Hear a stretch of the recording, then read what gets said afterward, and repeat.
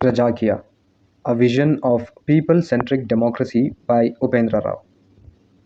Upendra Rao, a noted Kannada actor and filmmaker, entered the political field in 2018 with a distinct vision called Prajakeeya, which means people-centric governance.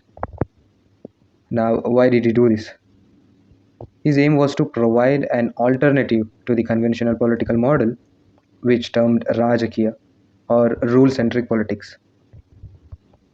Through the formation of the Uttama Prajakeeya Party, he proposed a new system of democracy that seeks to place citizens at the center of political decision making.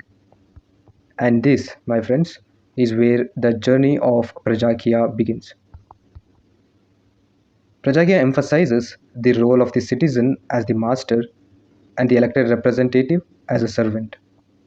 In other words, it completely flips the traditional notion of the politics on its head. It is based on the idea that democracy should not be limited to periodic voting but should ensure daily accountability of public representatives. It promotes three core principles. 1. Accountability. Elected officials must remain answerable to the people at all times. 2. Responsibility. Leaders must function in the interest of public welfare. 3. Transparency. Decision-making processes must be open and visible to citizens. These principles are not abstract, they directly address the failures we see in our current system. Rao strongly opposes the use of caste, religion, and emotional appeals in politics. He believes that citizens should vote based on reason and policy, not identity or sentiment. And so, issues such as employment, education, and public services are central to his approach. This is where Prajakiya sets itself apart from the traditional politics. Now, the question arises, how do we put such ideals into practice? To translate these principles into action, Upendra Rao established the Uttama Prajakeeya Party. And this party introduced several novel practices that stand out in the Indian politics, like candidate selection. UPP conducts a transparent process involving written exams and interviews to choose candidates based on merit rather than money, caste, or popularity. Uniforms for candidates. Party members wear uniforms to symbolize their role as public workers, not power holders.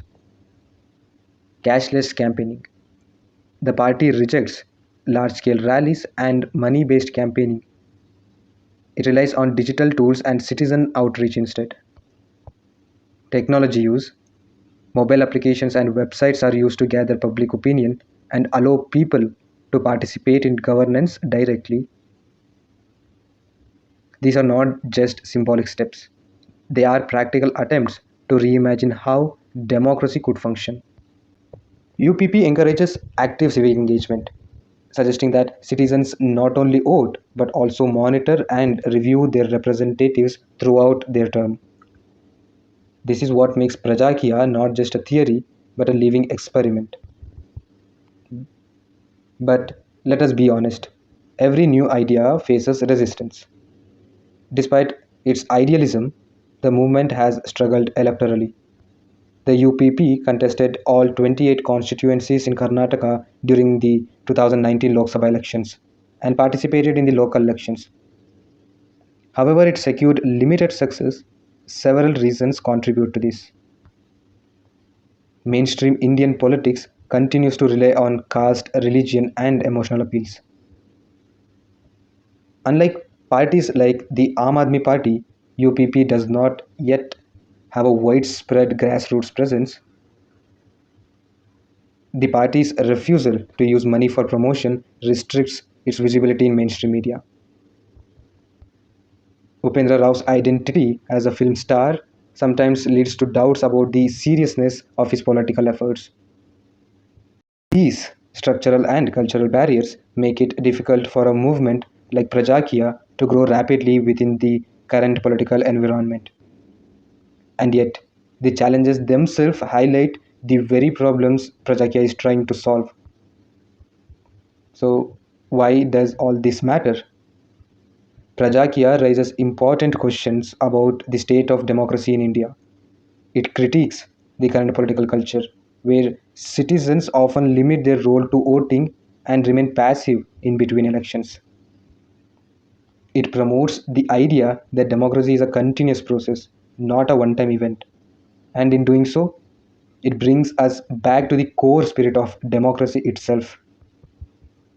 Its core principles, transparency, decentralization, and citizen empowerment, reflect key democratic values discussed in the Indian Constitution and in academic discussion on governance. So, while it may not dominate headlines, its message speaks directly to the heart of Indian democracy. Now, let us look ahead. Where could Prajakiya go from here? While it has not yet achieved widespread electoral success, its relevance lies in the model it presents for future democratic reforms. To strengthen its impact, the movement would need to build a large cadre of committed volunteers, connect with voters using relatable issue based communication, expand its digital platforms to reach rural populations, and provide a sustained presence in local and state level governance. These steps may not be easy, but they are essential for any long term transformation. So, what does Prajakya truly represent? It represents an innovative approach to democratic participation in India. It calls for a shift from rule based representation to responsibility based governance. Though still in its early stages, the philosophy invites citizens to take greater responsibility in shaping the political future of the country, and in this way, it aligns with the constitutional values and contributes to the ongoing debates about how democracy can become more participatory and transparent. In the end, Prajakya reminds us that democracy is not just about electing leaders, it is about empowering citizens. And that perhaps is the real meaning of people centric governance.